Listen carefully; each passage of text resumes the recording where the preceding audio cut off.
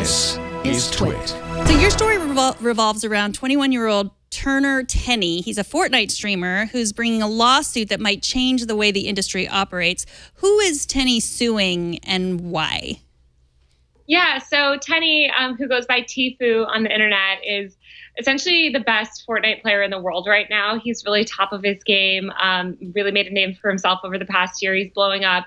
And he's part of this gaming collective called FaZe Clan. And they're kind of this like loose esports team. They have also like YouTubers, other types of streamers affiliated. But so he joined this gaming crew about a little over a year ago in April. He signed the contract when he was just 20, and it was before he really blew up. And now, you know, he's become sort of like best in class, and he's still subject to this really kind of predatory contract that, you know, can take up to 80% of his, you know, brand deal revenue in certain cases. So he's trying to essentially get out of it. So you've written before, we've talked to you before about, influencers that are just basically teenagers doing their own thing, having a popular Instagram, and then people will come and say, yeah, I want, to sponsor you. And that's some of the same stuff going on there where they're being taken advantage of. Is this pretty similar to that, or is there something different going on here? I mean, so first of all, I would say 90% of brands are not necessarily exploiting influencers. It's not to their benefit either to exploit influencers. Influencers get exploited via brand deals through lots of different means. Like a lot of times it's somebody impersonating a brand that might be kind of scamming the influencer, trying to get access to their, login credentials to steal their Instagram account.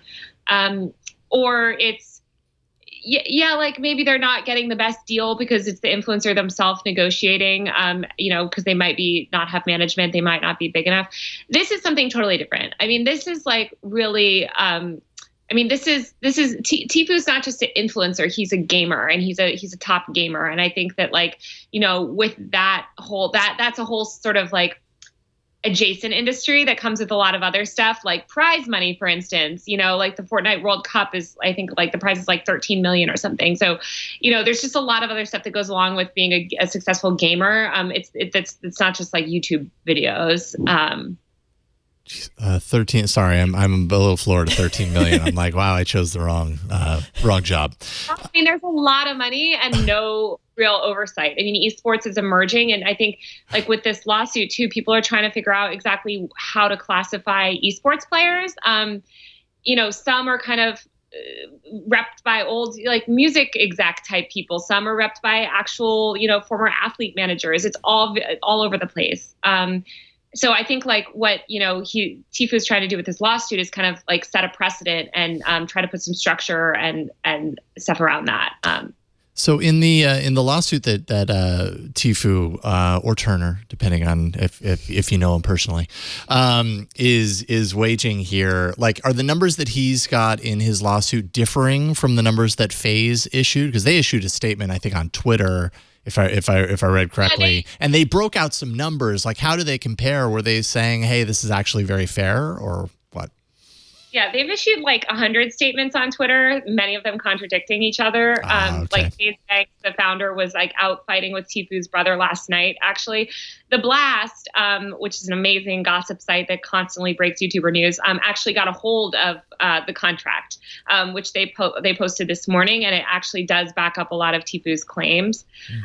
So, I saw other people saying, well, this is just one version of the contract. We don't know that this was the final, or, but even if he just signed this version as an initial version, it's still a very predatory contract. So, I think like the reason this all blew up is that they've been trying to kind of like negotiate this in private for 6 months, and it's really gone nowhere. And, Tfue wants out, and he also just thinks that people, he's being taken advantage of. Like he shouldn't be subject to this like exploitative contract that he signed when he was 20, when he didn't understand the stakes. Absolutely. So do you think they should be represented by the same people? Athletes are represented by, or I mean, should there be like a Screen Actors Guild of YouTube, or like you said, music producers? I mean, what's the right way to go here? Yeah, I mean, so one thing that Turner's claiming in his lawsuit is basically saying that FaZe Clan is violating talent, I think it's called the Talent Agency Act, but basically California law that stipulates like how it's regulation around how talent agencies can work. And so his argument is that like FaZe Clan is essentially acting as a talent agency for all intents and purposes, but not subject to the same regulation because the talent that they're working with is for the most part esports players.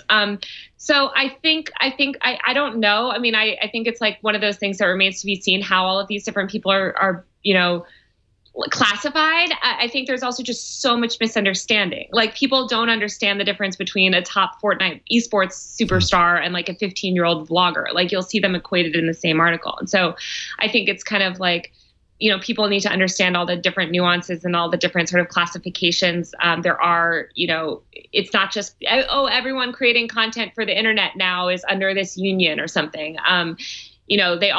Every sort of role is very different and comes with different, deal structures and stuff like that. So Content Creators Guild or something along those lines, maybe. Are players pretty united or universally wanting regulation? Are there any reasons why they might not want this to be regulated?